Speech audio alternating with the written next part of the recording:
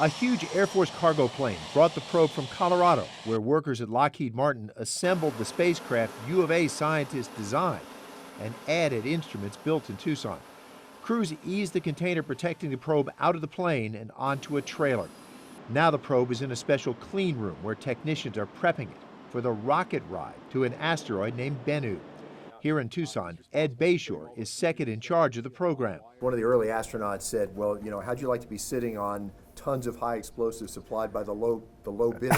Is that going to be kind of tense while you're waiting for launch and watching the launch? Well, we have a lot of confidence in the Atlas vehicle. It's got a really great track record, but you can't really go forward putting all this sweat equity that's on top of that spacecraft or on top of that rocket, knowing that it's fully loaded with liquid hydrogen and liquid oxygen and kerosene.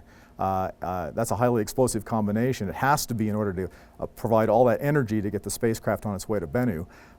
We've got to be a little nervous. So we're going to be really glad to see that final separation of the second stage and the spacecraft on its way to Bennu. So what's the spirit like right now? After all this time designing the spacecraft, building it, putting it together, it's down in Florida, prepping for launch. I think it's anticipation at this point. We've been working for 4.5 years on this project now, and we're just really excited to see this get off the ground.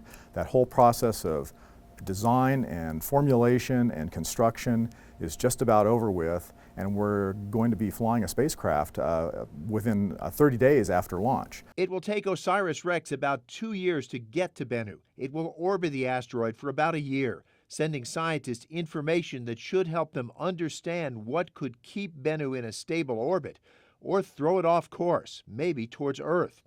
Then it will ease in, grab a sample, and send it back to Earth. It'll be the first time scientists have been able to see a fresh asteroid sample with their own eyes instead of a spacecraft's sensors.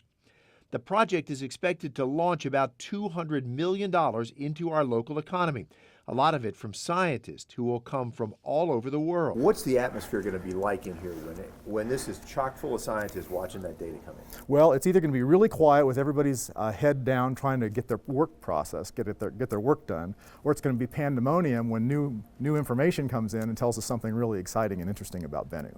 Osiris Rex is expected to start heading to Bennu September 8th. Craig Smith, KGUN-9 on your side.